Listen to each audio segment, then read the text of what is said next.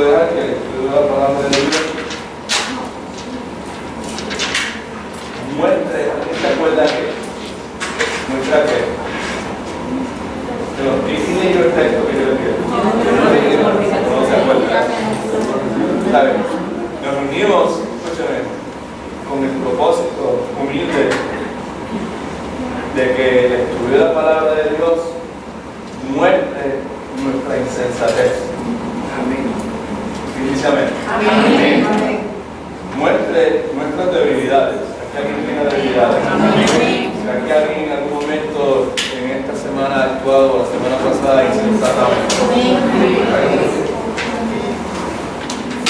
Y nos reunimos para que el estudio de la palabra de Dios te bendiga, saque mi yo y mi ego de nuestro camino.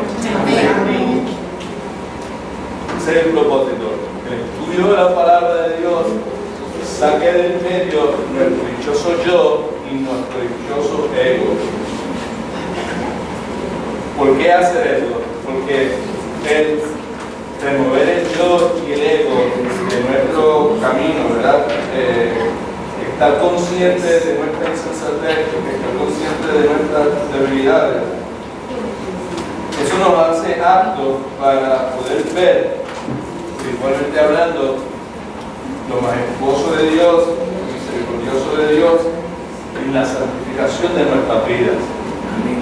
El poder estar consciente de lo insensatos que somos, de los débiles que somos, de la dichosa lucha esta que se estaba librando día tras día con nuestro ego y nuestro yo, poder eliminar el ego de nuestras vidas, poder estar consciente de él y sacarlo del camino, eso nos va a remover toda esta oscuridad que el ego y el yo crean en nosotros, y vamos a poder ver lo majestuoso, lo poderoso, lo misericordioso que es Dios para con nosotros en este proceso que comenzó el día de nuestra salvación, que es lo que conocemos como santificación.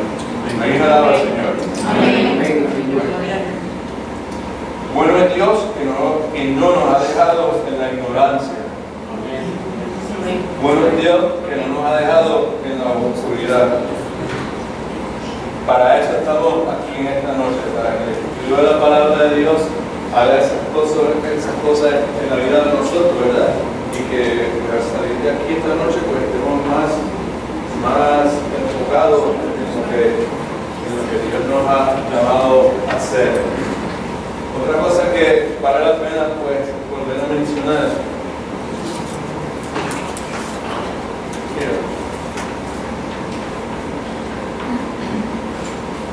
¿Verdad? ¿Cuál es el propósito de nuestro estudio? ¿Verdad? Estamos considerando la condición de la familia, la condición del matrimonio y la cuestión del sexo y la sexualidad, ¿verdad? Y en el momento que estamos viviendo, inclusive dentro de la iglesia del Señor Jesucristo. Queremos escuchar qué es lo que la palabra de Dios tiene que decir. El domingo pasado, ¿se acuerda que hablamos de la oración, ¿verdad? De que Jesucristo constantemente en su lucha, en sus batallas con los fariseos y los saduceos y toda la institución religiosa de aquel entonces, pues básicamente lo que hacía era dejándole ver a ellos que sí había un sinnúmero de cosas que ellos estaban haciendo que eran buenas, pero que las estaban haciendo ¿cómo? Incorrectamente, equivocadamente. ¿Se acuerdan? Cuando vayas a dar limosna, pues no te lleves tu trompeta ni tu altoparlante para que la gente sepa lo que estás haciendo, sino que tu mano derecha no sepa lo que tu mano izquierda hace. Hay formas correctas de dar limosna, ofrendar lo que sea. Y también nos habló de la oración. Cuando vayas a orar, pues no seas como los hipócritas que les gusta estar de caer en la sinagoga y en las esquinas, con toda esa velocidad, con toda esa palabrería. Cuando ores, ve al lugar secreto, ¿verdad? ¿Sabes? Padre que te ve en secreto, te va a recompensar en público, ¿cierto? Entonces, la palabra de Dios básicamente, pues eso es lo que constantemente está haciendo con nosotros, particularmente cuando se trata de nuestra conducta. Pues nosotros queremos ver qué es lo que Dios dice. Aquellos tienen que estar demasiado buenos allá afuera, porque hay una pandilla allá afuera.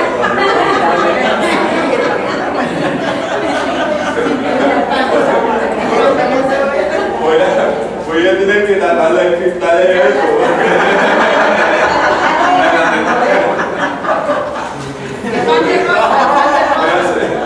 Me hace daño. El pan de rosa que hizo. El pan de rosa que hizo está muy bueno. El pan de maíz fue cosa la culpable.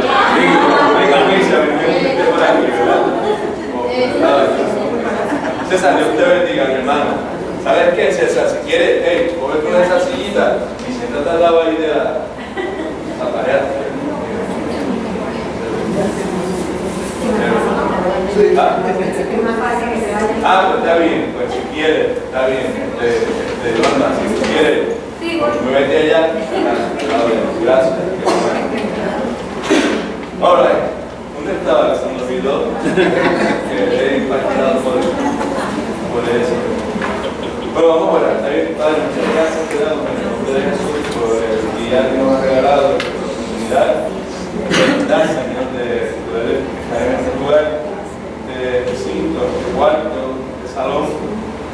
Y como ya dijimos, pues, el deseo nuestro es que a través del estudio de esta palabra tuya, Señor, tú nos ayudes, Señor, a ver lo insensato que somos, que podamos identificar algunas de las muchas debilidades que nosotros tenemos y que tu palabra nos ayude, Señor, tú trabajando en nosotros a sacar del medio nuestro al ego, el yo que tantos problemas nos ha causado, nos causa todavía, Señor. Queremos darte, Señor, las gracias por la misericordia que tienes con nosotros, la paciencia que tienes con nosotros. Y más que nada, pues queremos darte gracias por el regalo de la salvación que nos has dado gratuito a través del sacrificio de nuestro amado Señor y Salvador Jesucristo en la cruz del Calvario. Gracias por darnos tu palabra, en medio de ellas podemos saber quién tú eres, qué tú piensas, qué te gusta, qué no te gusta, qué esperas de los que te siguen, Señor. Gracias por sellarnos con tu Santo Espíritu, Señor, y otra vez gracias por permitir que yo de Miguel Campi pudiese establecer contacto con mi amigo y fraterno Chiquilo, Señor, y gracias por traerlo aquí hoy. Ayúdanos, Señor, de una forma u otra a reflejar el carácter de la persona de Jesucristo en la vida de Él. Así que nos ponemos a tus pies para que tú nos enseñes, Espíritu Santo, y que nuestro corazón sea atraído a la persona de Cristo. En el nombre de Jesús oramos.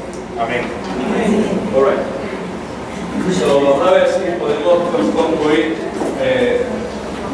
Estamos en la página, creo que 5, página 5. Y página 5. Y esa parte que está ahí. Acuérdense de los aire acondicionados, por favor. No se olvide de los del aire acondicionado. Que no se olvide del aire acondicionado. La competencia del aire acondicionado. El murmullo, pues entonces complica la vida.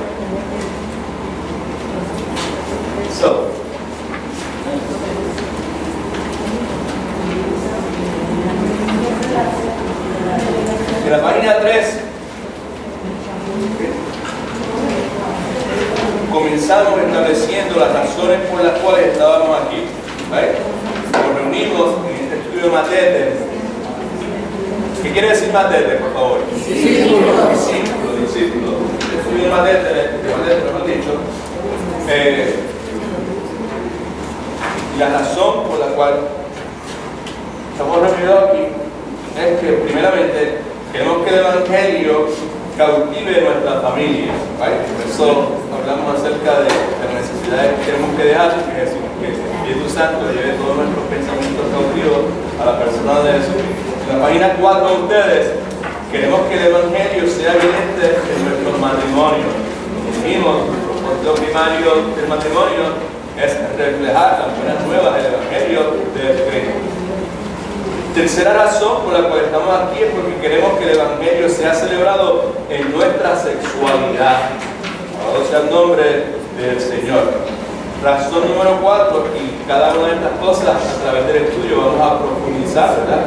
En cada una de ellas. El punto número 4, la razón número 4 es que queremos que el Evangelio sea esparcido en todas las familias, propósito para el cual Dios nos ha salvado. Razón número 5, queremos hacer discípulos en todas las naciones. ¿Sí?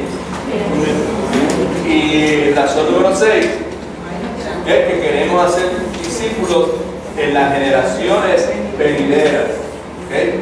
Queremos hacer discípulos en las generaciones venideras.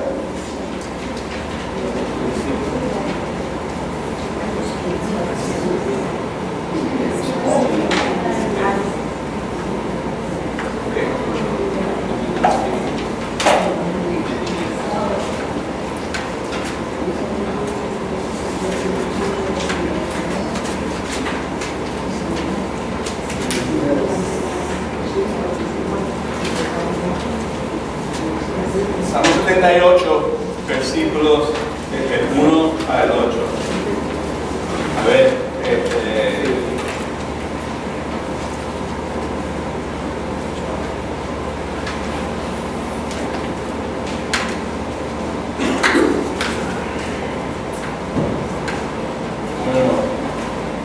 teléfono aquí que no se olvida los nombres de las personas. No puede venir aquí rápido y chequear. Habita. Dale, hermano.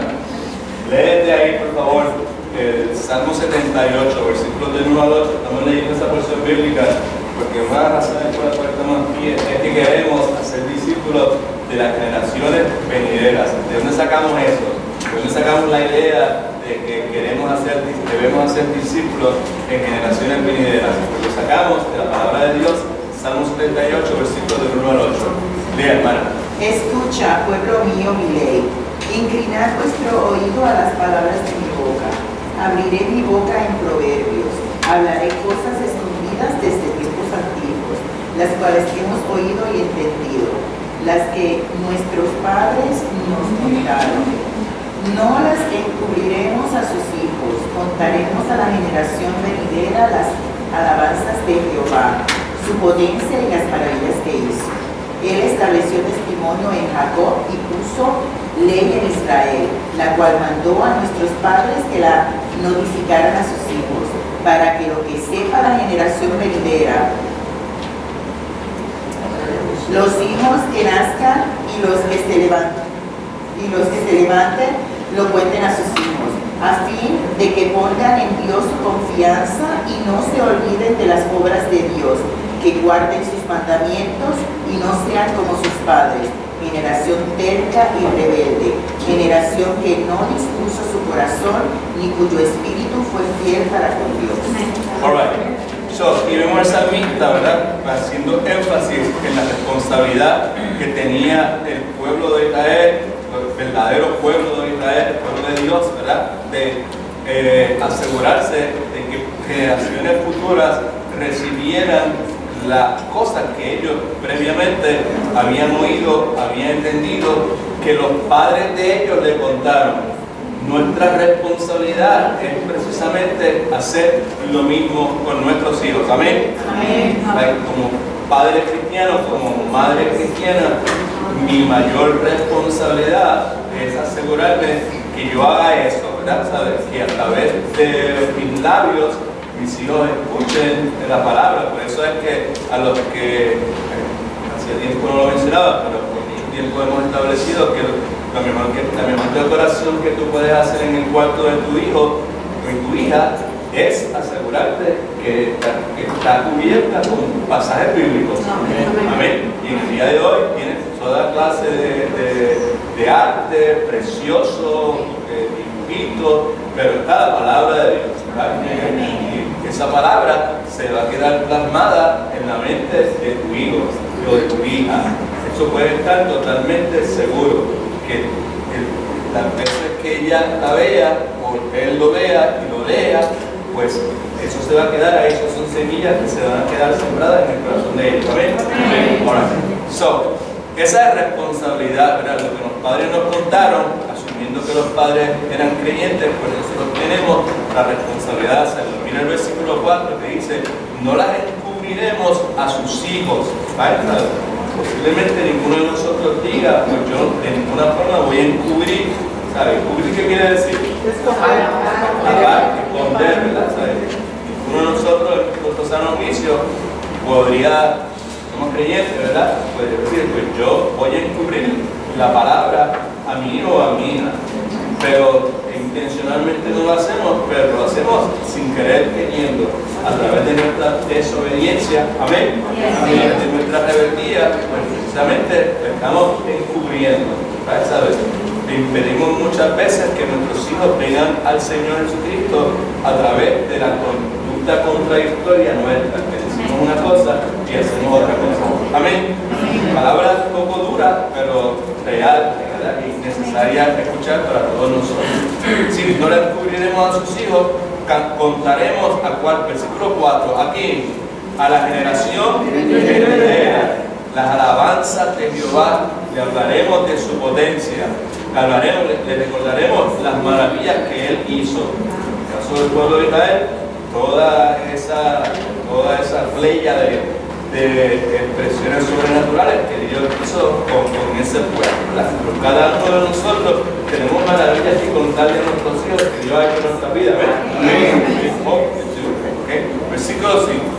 Le estableció testimonio en Jacob y puso ley en Israel, la cual mandó a nuestros padres que notificaran a sus hijos. Esa ley que Dios dio, esa palabra, esa revelación que Dios le da a los profetas mayores y menores, está con la encomienda de que ellas se los notifiquen a sus hijos. ¿Con qué propósito? Versículo 6. Para que lo sepan bien. Ven que el énfasis está ahí, ¿sabes? La generación venidera. Hay una generación que viene, que necesita escuchar la palabra de Dios. Para que lo sepa la generación venidera, los hijos que nazcan, Heidi, y los que se levantan, lo cuenten a sus hijos. Versículo 7, aquí está Frankie y Cari, mira, aquí hay asientos reservados para ustedes. De Peñuela, ¿entiendes? A ver, de Miñolano. Ok. Propósito, claro, versículo 7, fíjese. El propósito de todo esto es para que pongan su confianza en ¿quién? En Dios.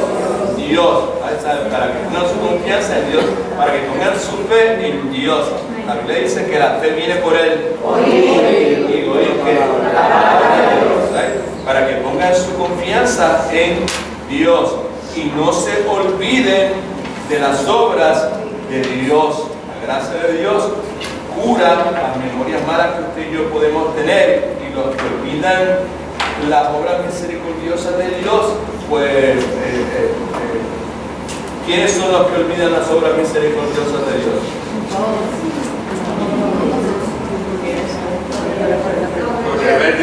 ¿Quiénes son los que se olvidan de las obras misericordiosas de Dios?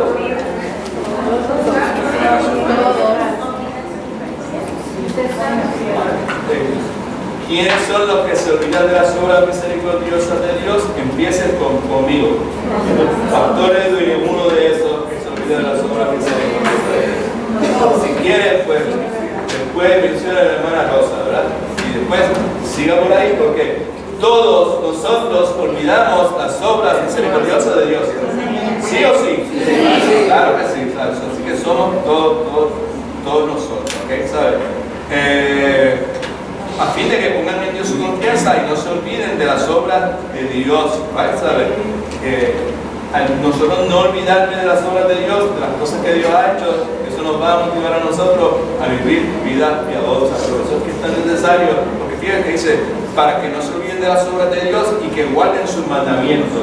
Guardar sus mandamientos en esencia equivale a vivir la vida piadosa esta, que es conforme a la voluntad de Dios. Eso es lo que se persigue. al compartir con generaciones venideras, con niños, con nietos, las cosas de Dios, la palabra de Dios, las hazañas de Dios, las alabanzas de Dios, todo lo que Dios ha hecho.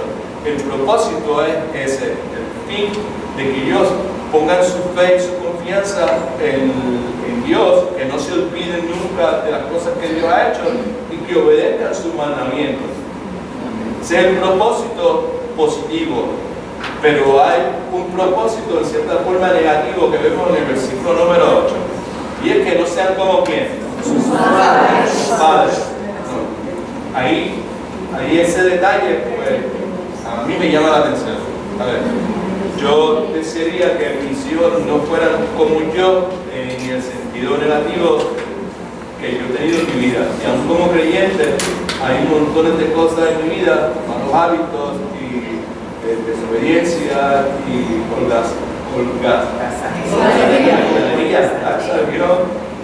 vagancia, indiferencia, malagradecimiento, amén. Todo ese número de cosas que en algún momento pues ellos han visto en mí, ¿verdad? Para que ellos no sean como sus padres.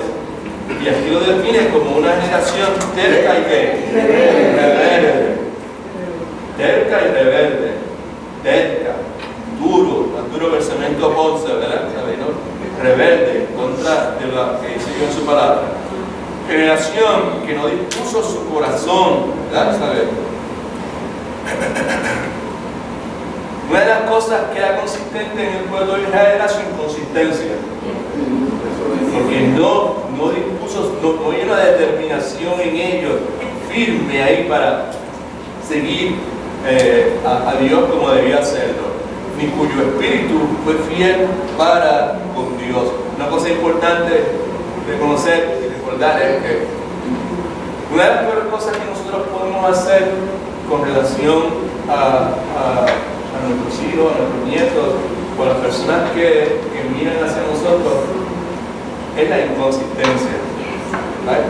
Y como padres cristianos, pues tenemos que ser bien cuidadosos, porque padres inconsistentes producen hijos inseguros.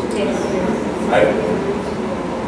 Amén. Amén. Si quieres escribirlo por algún lado por ahí, es una cosa sumamente importante. La inconsistencia nuestra provoca inseguridad en nuestros hijos. Queremos hacer discípulos de las generaciones venideras, por lo tanto, queremos que el Evangelio cautive de la forma en que hacemos discípulos para generaciones venideras es, entre otras cosas, teniendo como prioridad que el Evangelio cautive nuestras familias, asegurándonos que el Evangelio sea evidente en nuestros matrimonios, asegurándonos que el Evangelio sea celebrado en nuestra sexualidad. Cada una de estas cosas van a provocar que nuestros hijos e hijas conozcan y amen el Evangelio. ¿Vale? Así que mi oración es para que Dios use nuestro tiempo juntos, no solamente para afectar a cada una de las personas que están aquí presentes, cada noche, cada miércoles, sino también, como ya hemos dicho, que sean afectadas nuestros vecinos, nuestros familiares, los países de origen nuestros y los lugares donde Dios decida llevarnos. Pero también oramos para que Dios use las semillas de la palabra de Dios y que sean sembradas profundamente en nuestros corazones de forma tal que afecte a nuestros hijos, a nuestras hijas y a las generaciones venideras. ¿Vale? Ahora, en última instancia, esta es la responsabilidad suprema de la iglesia. Y la otra cosa entonces que queremos, que estamos aquí, que queremos hacer, ¿verdad?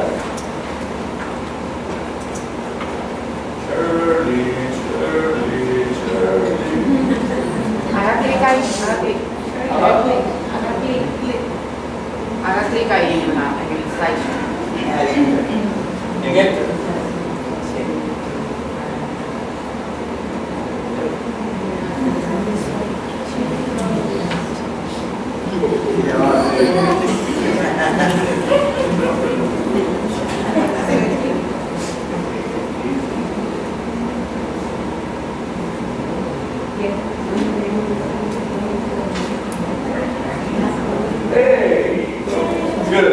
Queremos hacer discípulos a través de la iglesia. ¿Okay? Queremos hacer discípulos a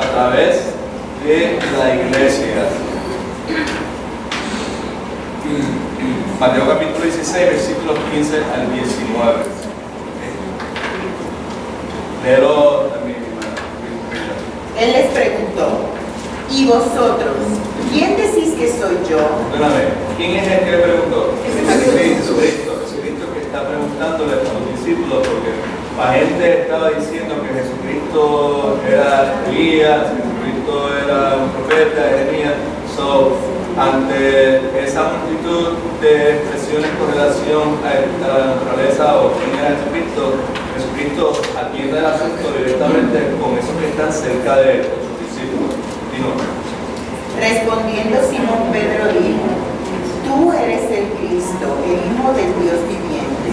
Entonces le respondió Jesús, bienaventurado eres Simón, hijo de Jonás, porque no te lo reveló carne ni sangre, sino mi Padre que está en los cielos.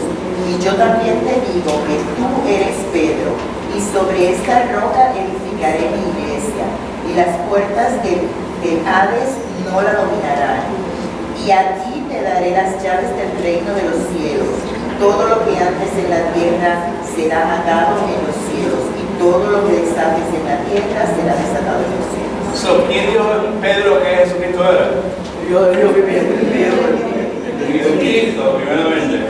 El Hijo del Dios viviente. El Dios viviente era el Jehová del Antiguo Testamento. Right? Que compartía la naturaleza mínima, la naturaleza divina del Dios viviente.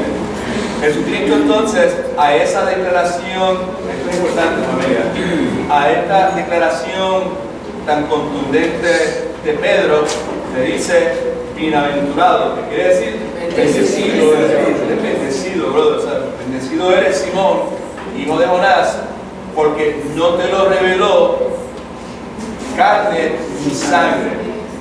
En otras palabras, eso que tú acabas de decir no fue algo que tú recibiste de ningún ser humano y no fue algo, esto es importante, ¿ok? Esto es algo que tú mismo llegaste por tu propia cuenta a esa conclusión. Eso que tú acabas de decir, lo acabas de decir porque el Dios ese que acabas de mencionarse, el Dios viviente, Él en su plan soberano decidió revelarlo a ti. Amén. No es una cosa que nadie por su propia fuerza puede conseguir. Nadie por su propia... Mira acá, que es importante.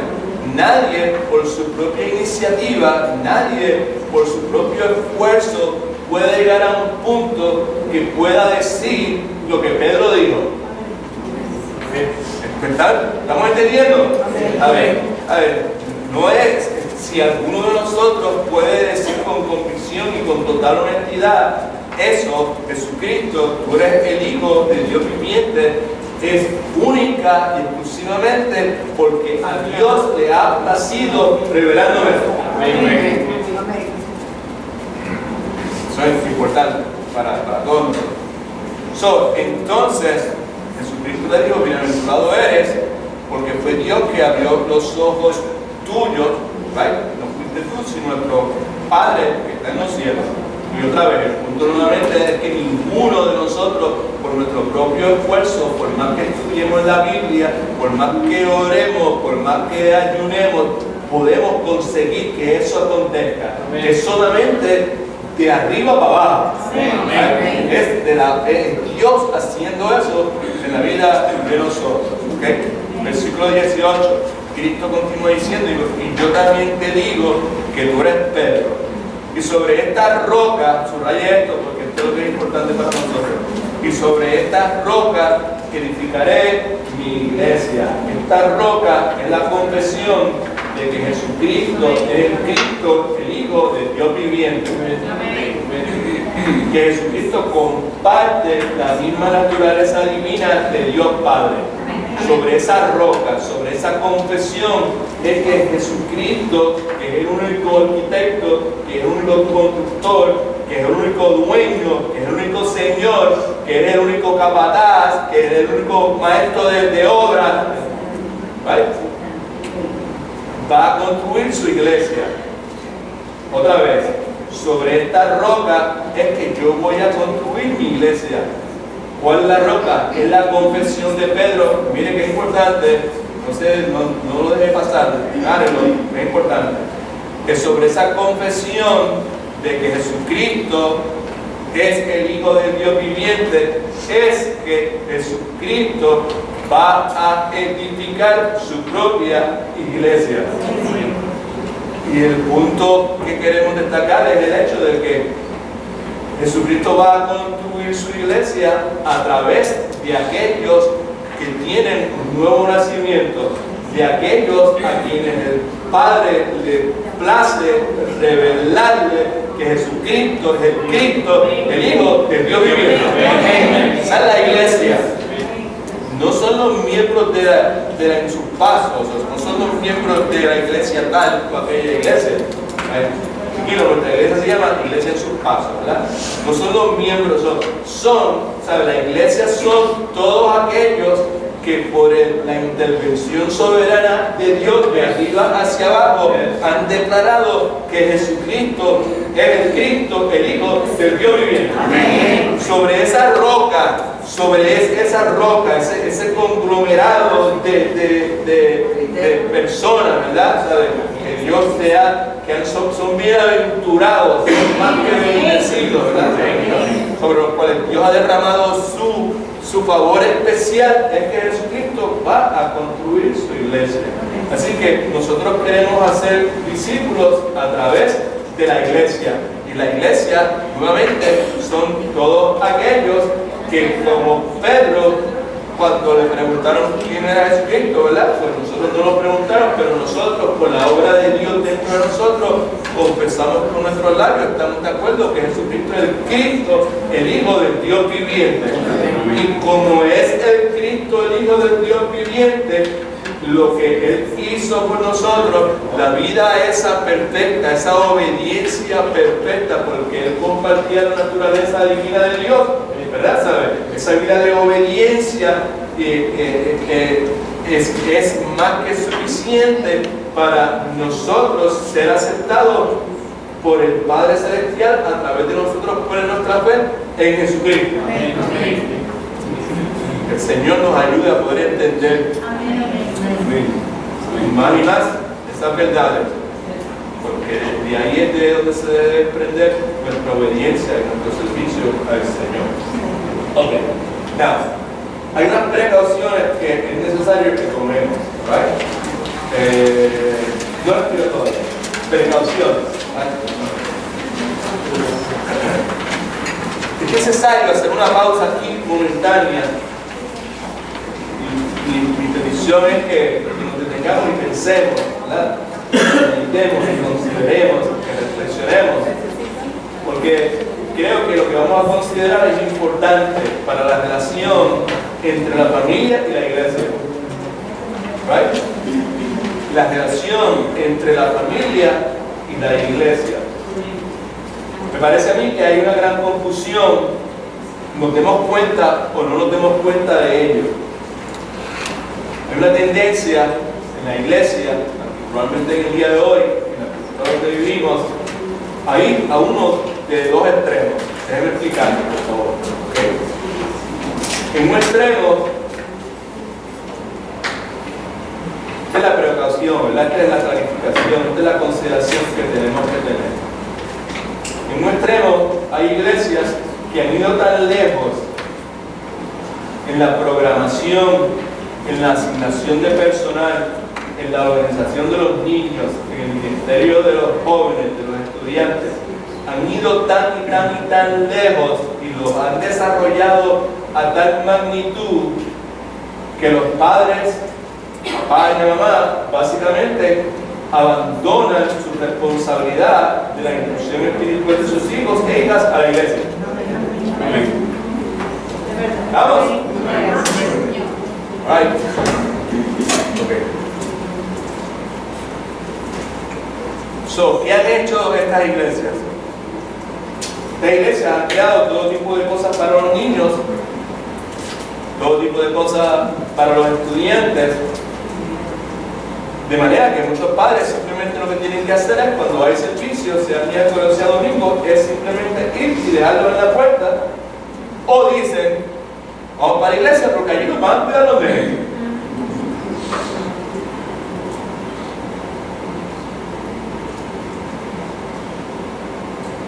Nosotros no queremos que los padres hagan eso. Porque si los padres hacen eso, el resultado, primero, va a ser una falta bien grave de parte de los padres, de las madres, los papás y mamás, al asumir que la responsabilidad del desarrollo espiritual de sus hijos está en las manos de la iglesia. No queremos que eso sea de esa forma. Porque si es de esa forma que nosotros nos envolvemos como iglesia y enfatizamos tanto la cuestión de los niños y de los jóvenes en la programación, en la asignación de personal, de lo que sea, pues, podemos conseguir que los padres simplemente abandonen su responsabilidad de la instrucción espiritual de sus hijos a la iglesia. No queremos que eso suceda, porque eso no es bueno. Más importante todavía, no es bíblico. Son extremos. Iglesias que se han ido en esa dirección. Por otro lado, como reacción a esto, otra iglesia, pues, este es el punto, la posición de ellos. ¿Sabes qué? Nosotros no necesitamos el ministerio de niños o de jóvenes en absoluto. We don't need that. En esta iglesia no necesitamos eso. Porque eso es una responsabilidad de los padres en el hogar. Y si la iglesia se mantiene firme y se mantiene al margen o no asume esa responsabilidad de la instrucción espiritual de esos niños, si la iglesia se mantiene ahí al margen y dice, no, nosotros no, a ver, es responsabilidad de ustedes. Esta es la posición del extremo, del otro lado de la situación. Las familias pueden y deben conservar la responsabilidad de hacerlo por sí mismos. En otras palabras, hay iglesias donde no hay ministerio de niños, donde no hay ministerio de jóvenes, donde intencionalmente ellos no lo tienen para que los padres se vean en la responsabilidad, nuevamente, de hacerlo a ellos mismos. Mi intención a través de este estudio es mostrarles que eso tampoco es bueno.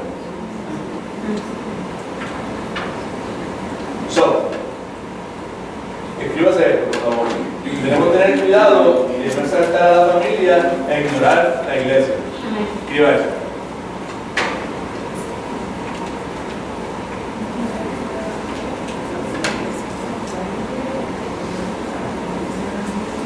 Debemos tener cuidado de no exaltar a la familia e ignorar la iglesia. Estamos hablando de algunos cristianos que al exaltar a la familia e ignorar la iglesia, dicen que se supone que las familias deban hacer eso y no la iglesia. Se supone que sean las familias las que deban hacer eso, no la iglesia, ¿verdad?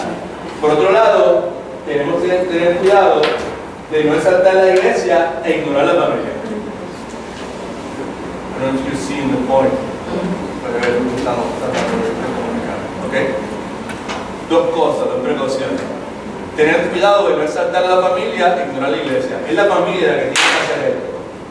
No, la iglesia no tiene ninguna responsabilidad con esto. ¿Vale? Esto es responsabilidad de la familia. Segundo, debemos tener cuidado de no exaltar la iglesia e ignorar la familia. Es la iglesia la que tiene que hacer esto, porque si le dejamos a esta gente que son unos vagonetas, que no leen su Biblia, que no tienen una idea, ¿sabes? Que conocieron a Cristo en el 1984 y en el 2004 o 2014 todavía están en el mismo nivel, ¿sabes? Que no han crecido, no han madurado, no conocen. Pues entonces, esos pobres muchachos, pues no va a haber quien pueda instruirlos en los caminos del Señor. Así que no debemos tener cuidado de no exaltar la iglesia e ignorar la familia. De la misma forma que debemos tener cuidado de no exaltar la familia e ignorar la iglesia. ¿Okay? El segundo punto, decimos, debemos tener cuidado de exaltar la iglesia e ignorar la familia. ¿Qué es lo que acabo de decir? Hay iglesias que lo que piensan es que, pues, nosotros como iglesia que piensan, pues nosotros como iglesia debemos hacer todo lo posible por hacer discípulos de estos niños sin que los padres y la mamá y la mamá participen. Siempre que sea posible. Si ellos se envuelven, chévere. Pero nosotros tenemos que asegurarnos que nosotros seamos para instruirlos correctamente, para darle una buena enseñanza. Hay iglesias que piensan de esa forma, ¿right? Sí, me están mirando diciendo, what is all this? Sí, estamos tratando de ver cuál es la relación entre la iglesia y la familia. ¿Amén? Right, okay. Entonces, ¿cómo es que podemos entonces entender la relación entre la familia y la iglesia? Sus notas. Recordando que existen unos distintivos bíblicos claves entre la familia y la iglesia. Hay unos distintivos bíblicos que son claves entre la familia y la iglesia. ¿Okay?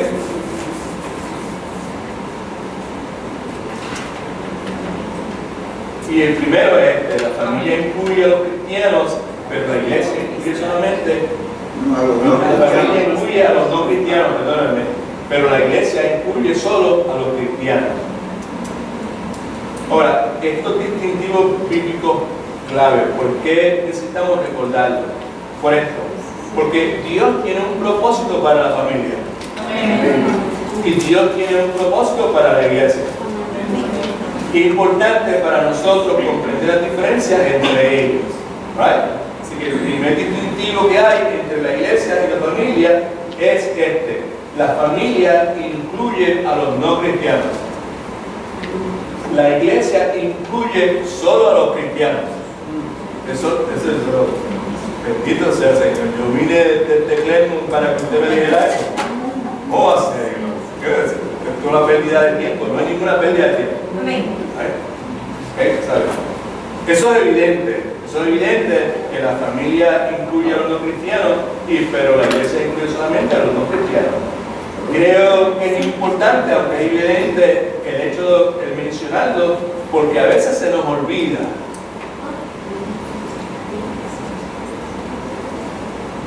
Sabemos que hay familias no cristianas por todo lugar. Pero escuchen bien lo que voy a decir. Pero no hay iglesias no cristianas. Y me refiero a la verdadera iglesia. ¿Cuál es la verdadera iglesia? La iglesia, la que de arriba para abajo le ha sido revelado que Jesucristo es Cristo, el Hijo del Dios viviente. Esa es la verdadera iglesia. Okay. Mateo capítulo 7, versículos 24 y 27. Pasaje que todos sabemos de memoria, pero en el pasaje que leímos hace un momento, ¿cuál es el pasaje que leímos hace un momento? El versículo 18 de Mateo capítulo 16 dice: y yo también te digo que tú eres Pedro, y sobre esta roca que como ya dijimos exageradamente, lo repetimos demasiadas veces, dijimos que la roca era la confesión que Pedro había hecho de que Jesucristo era el Cristo, el Hijo del Dios viviente. Y que esa declaración de Pedro, esa confesión de Pedro, no salió de la enseñanza de ningún rabí o de su papá o su mamá, ni de él mismo, sino que fue el resultado de la intervención sobrenatural de Dios Padre. ¿Ven? Esa es la roca. No, la verdadera iglesia es la iglesia que ha confesado eso también. Y la verdadera iglesia, vamos a leer en Mateo capítulo 7, versículo 24-27, Jesucristo dijo: y el que escucha estas palabras de mías y las pone en práctica, les compararé a un hombre sabio que construyó su vida sobre la que la roca. Ahí tenemos otra roca. Esa roca es, ¿y cuál es la roca? En ese caso, ¿cuál es la roca en Mateo capítulo 7, versículos 24 al 27? Lo que escuche, el que escucha mi palabra y la pone en práctica, le compararé a un hombre, una persona, mujer que construyó su vida sobre la roca. Y cuando vinieron los vientos, las aguas las inundaciones vinieron contra su casa, se mantuvo firme porque fue construida sobre la roca. Y la roca, hemos dicho 3 millones de veces, en ese caso ahí, es básicamente la obediencia a la palabra de Dios. Amén. O sea, la iglesia verdadera, la iglesia es el seguidor de Cristo que obedece, que pone en práctica la palabra de Dios, que vive una vida piadosa. Amén. Alright, so, importante recordar que la verdadera iglesia son todos los cristianos, como que ya mencionamos, ¿sabes? La vida edificada sobre la roca, ¿verdad? Y que la iglesia tiene el evangelio de una manera que las familias que están compuestas por gente que son cristianos no lo tienen. Me explico. La iglesia ha sido diseñada por Dios para incluir solo a aquellos que son seguidores de Jesucristo.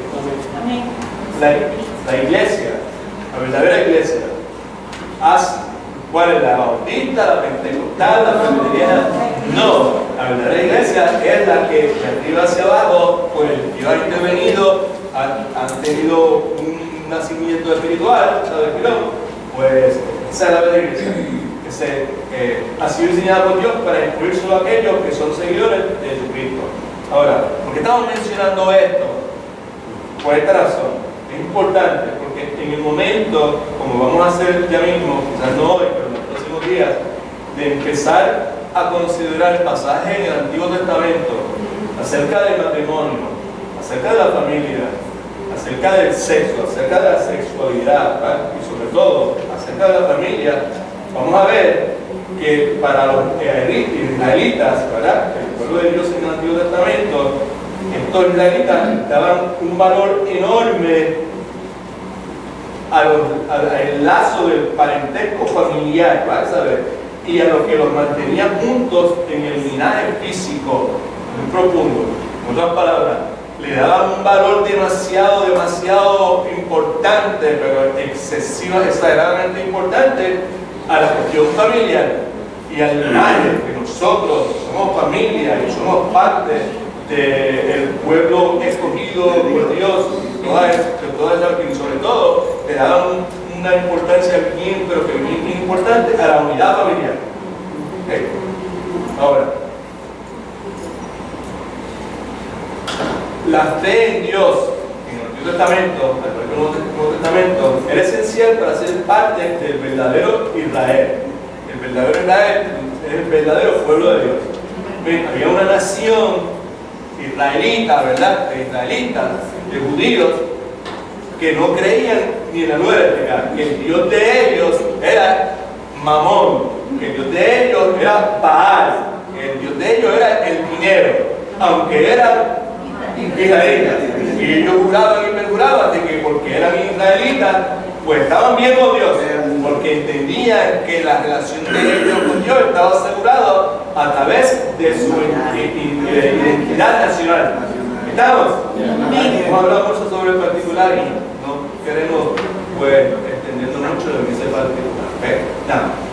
Así que la fe en Dios era esencial para ser parte del Antiguo Testamento del verdadero Israel. Pero es evidente que se nacía físicamente en el pueblo de Israel. Bien importante. ¿Por qué es importante? Pues porque cuando vamos al Nuevo Testamento, nadie nace dentro de la iglesia.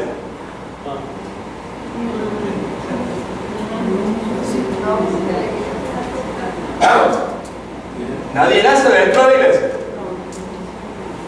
Para ser parte de la iglesia hay que tener un nuevo nacimiento. ¿Amén? Ok. Busque por favor en su Biblia. Juan capítulo 1. Si los pasaron, ustedes lo saben de memoria.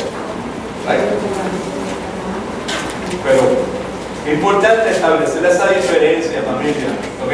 Porque cuando empezamos a escuchar a Jesucristo, las cosas que dice Jesucristo con relación a la familia, a la unidad familiar, a la lealtad a la familia, a la lealtad a mami, a la lealtad a papi, a la lealtad a los nenes, a la lealtad a mi...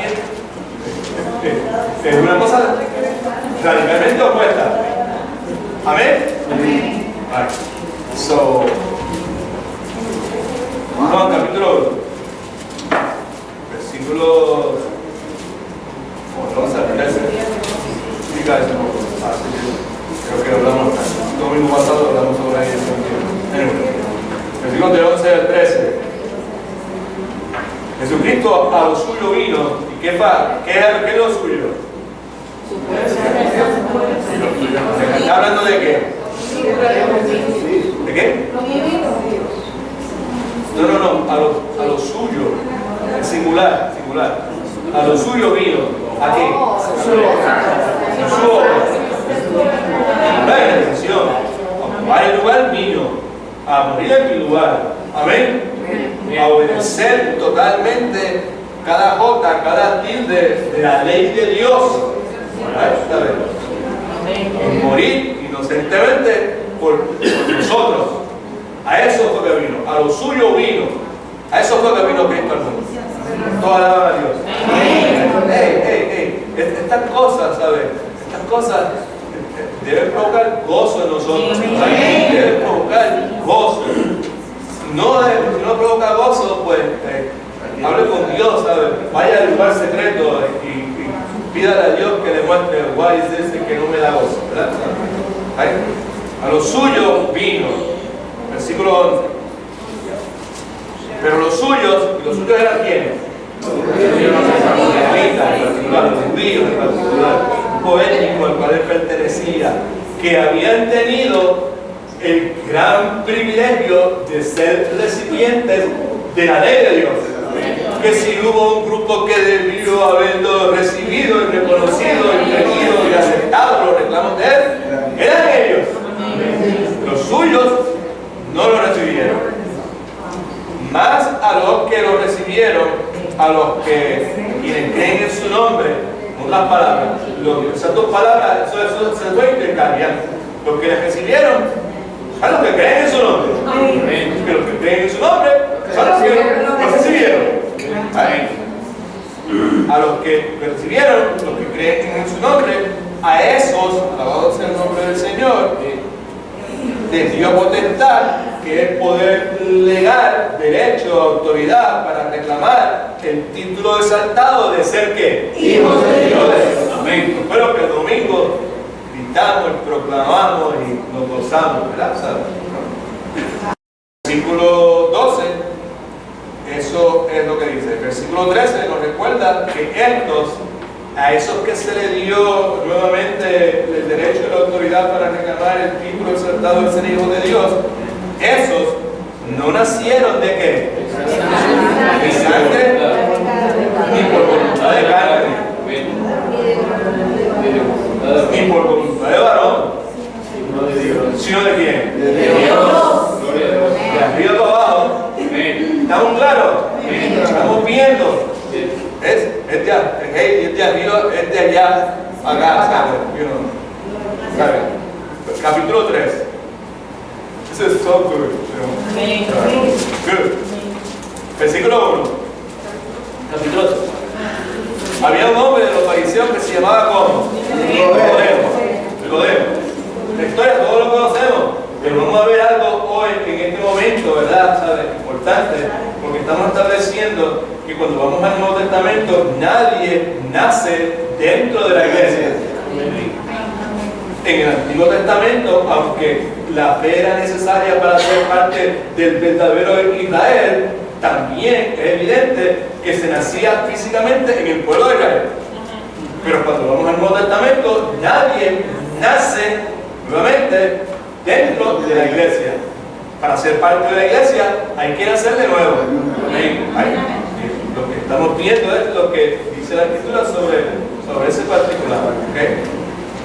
Cristo dice aquí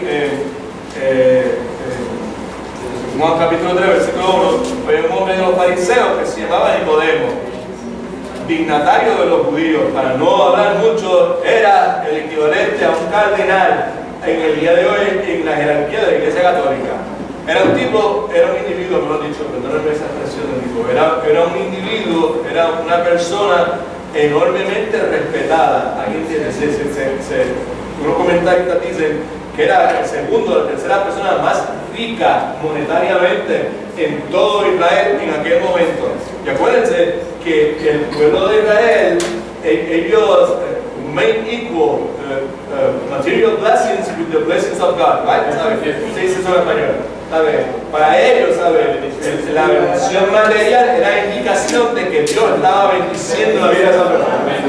So, este individuo era la tercera persona más rica materialmente y además de eso era un bendito bíblico, era un maestro de la ley, era un hombre que conocía la ley y que la ponía en práctica. ¿Vale?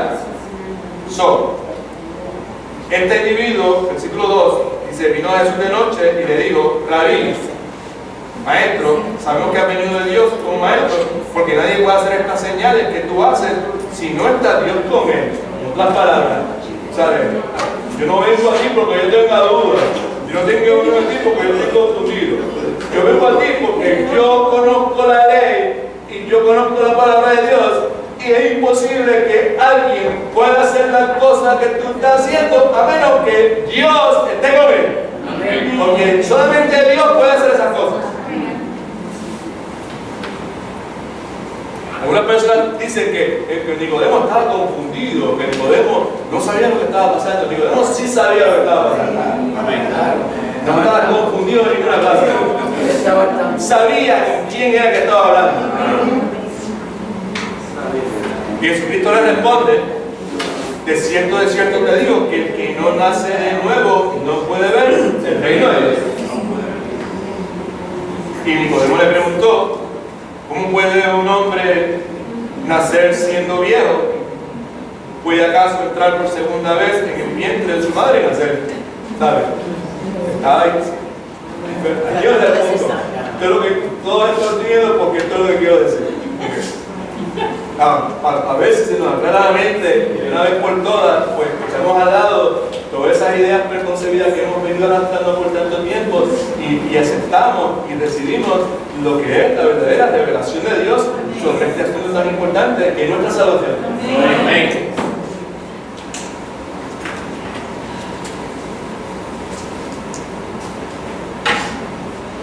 Heidi, ¿cómo es que se llama tu niño? Calet. Calet. Calet. Calet con K de ayer. Calet. Vale. Piensa antes de contestarme. ¿Ok? ¿Cuál es la pregunta?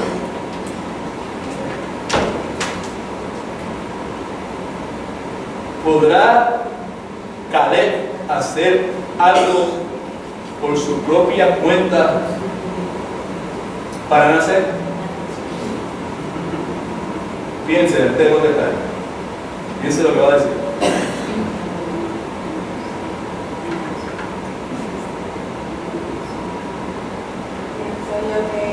¿Puede el ser humano por su propia cuenta nacer? Por su propia cuenta, ¿no? Necesita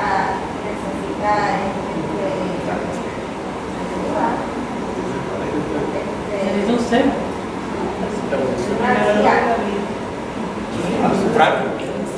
Yo creo que todo está en la voluntad de Dios, porque Dios pone la voluntad, sea para... Ok, pero espera. La pregunta es que si un ser humano por su propia cuenta, por sus propios pantalones, por su propia iniciativa, decir, ¿sabes qué? Yo voy a hacer. No puede. ¿Puede o no puede? No.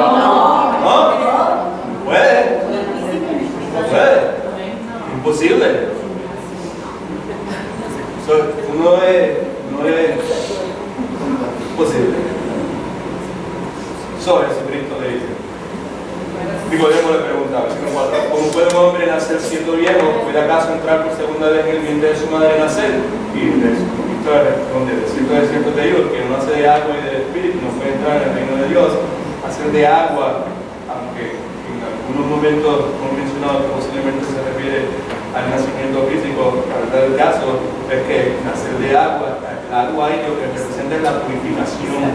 Ezequiel, en el libro de Ezequiel habla acerca de eso, de cómo Dios va a poner un nuevo corazón en nosotros y cómo nos iba a limpiar el agua, nos iba a limpiar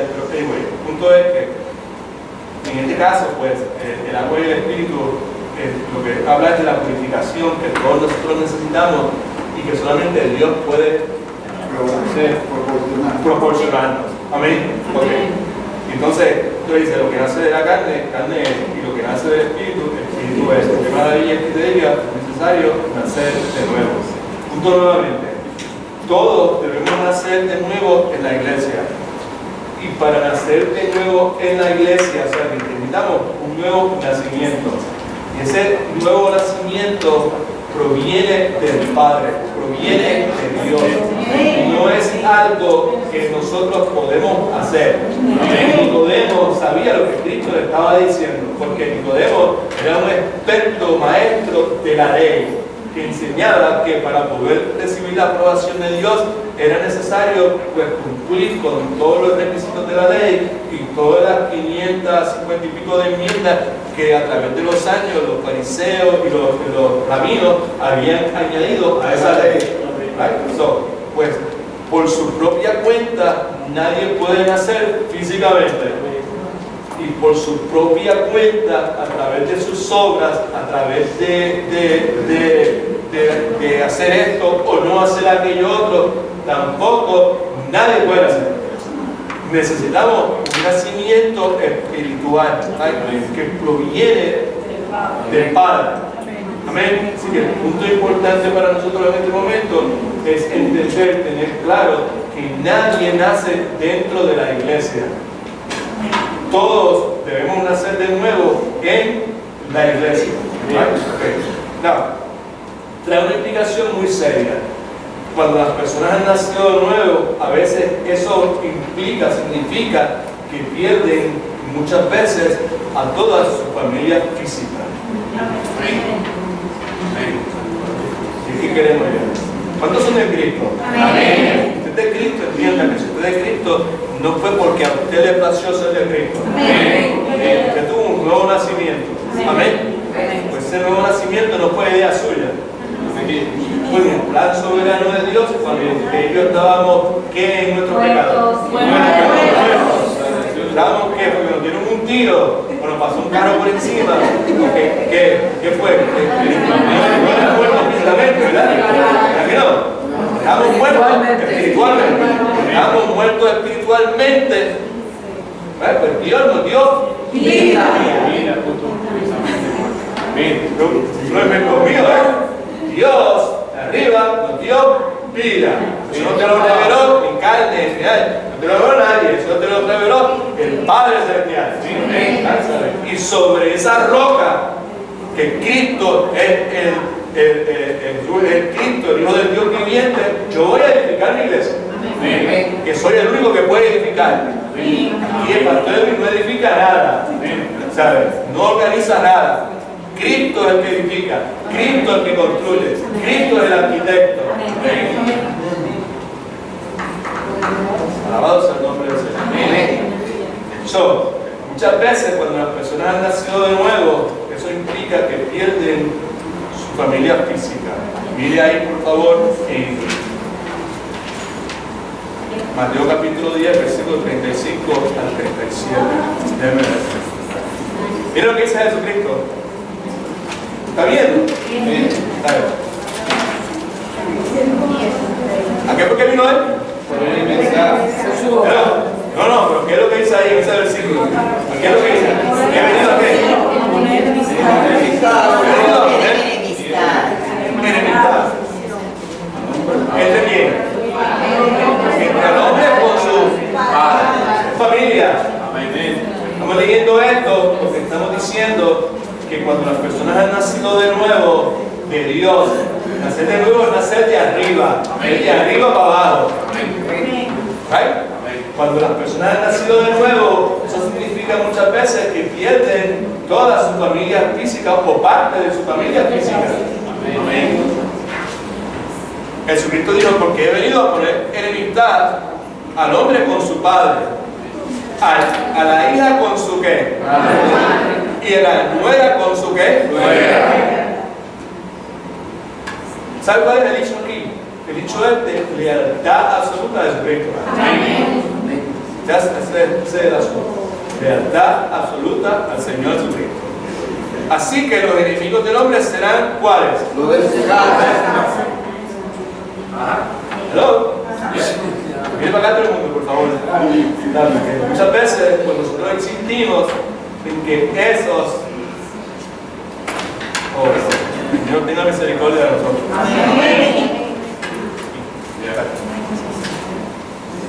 Ahora son de Cristo. Si de Cristo, somos de Cristo. Tenemos que estar, pero que bien agradecidos a Dios. Amén. Debemos ser gente humilde, seriamente humilde, verdaderamente humilde. Somos de Cristo. Tenemos que vivir, ¿verdad? ¿Sabes? Agradecimiento de la palabra que me viene a la mente, ¿sabes? Agradecimiento porque somos de Cristo, porque nacimos de arriba. Somos de Cristo. No, pero yo acepté a Cristo como mi Salvador. No voy a discutir ese asunto contigo ni con nadie. Lo que sí voy a pelear con mi diente es porque la palabra de Dios dice que a menos que nazca de nuevo, que es de arriba, ser de arriba, de la obra de Dios, ¿sabes? Que nadie puede nacer por su propia cuenta físicamente y nadie por su propia cuenta puede nacer espiritualmente. Amén. Así que si hemos nacido espiritualmente, ha sido por la intervención sobrenatural de Dios. Amén. Eso debe provocar en nosotros que no nos... O sea, lo primero, no es que no debe provocar que seamos arrogantes. Amén. No debe provocar que nos sintamos superiores a los demás. Amén. Debemos estar agradecidos. Amén. Y debemos de ser pacientes. Amén. Y debemos de buscar esa intimidad con nuestro Padre Celestial en el lugar secreto que tanto hablamos el domingo pasado. Amén. Y tenemos que tener claro que alrededor nuestro, pues sí, vamos a tener dificultades, sí, vamos a tener fricciones en nuestra familia física, porque Jesucristo claramente dijo que Él vino a traer enemistad. Porque en el momento en que nacemos de nuevo, ya eso provoca enemistad con nuestra familia física. ¿Qué hago? ¿Me olvido de ellos? No, definitivamente no. ¿Qué hago? ¿Me alejo? ¿Le doy la espalda? Claro que no. ¿Qué hago? Pues lo primero que debes de hacer es estar agradecido a Dios y vivir con humildad, porque si eres parte de la familia de Dios, es un regalo inmerecido de Dios para ti. Amén. Amén. Y reconocer que si no fuera porque a Dios le plació en su plan soberano darte ese nacimiento de aquí hacia abajo, pues estarías en las mismas. Amén. Y proponerte vivir una vida piadosa. Vida piadosa es una vida centrada en obedecer la voluntad de Dios. Chiquillo, eso es lo que Dios quiere de todos nosotros. Dios nos salva a través de Jesucristo para que nosotros vivamos vidas piadosas. Una vida piadosa es una vida que está centrada, está enfocada en obedecer la voluntad de Dios. Amén. En mi casa, en mi trato con mis hijos, obedecer la voluntad de Dios.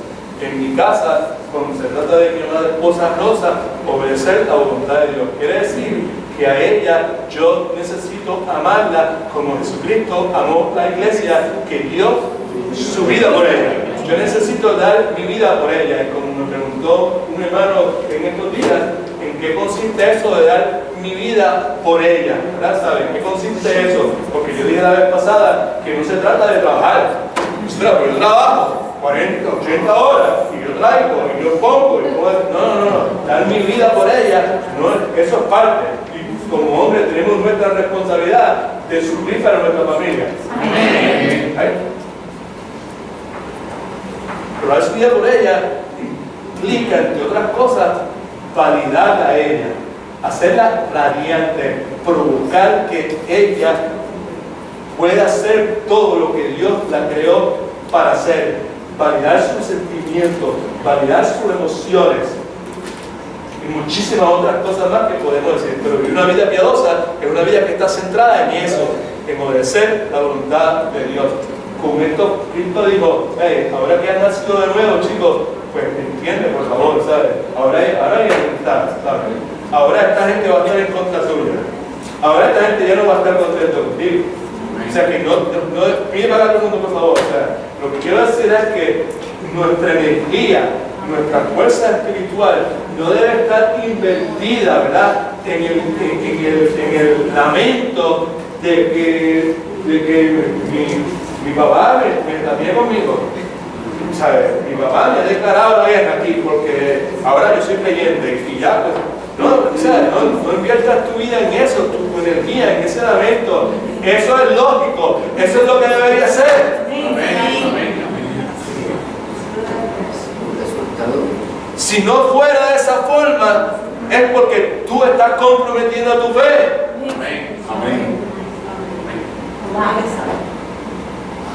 Amén. So, yo dije al principio, ¿verdad? ¿Sabe que esto va a ser incómodo, pero va a ser bueno para nosotros? Nos va a enfrentar con un sinnúmero de cosas, ¿sabes? Que son incómodas, pero que escucha, va con alguien en estos días, ¿verdad? ¿Sabes? Nuestras familias necesitan ser restauradas. Esté conmigo, mi familia necesita ser restaurada. No menos la parte que me toca a mí, ¿verdad? Usted es creyente, usted es Cristo, familia, tiene que ser restaurada. Su matrimonio necesita ser restaurado. ¿Okay?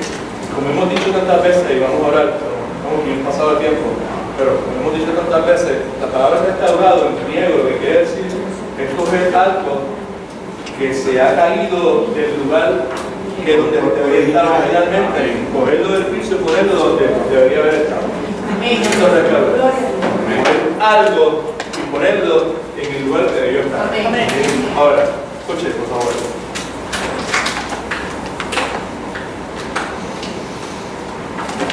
Dios quiere restaurar nuestros matrimonios.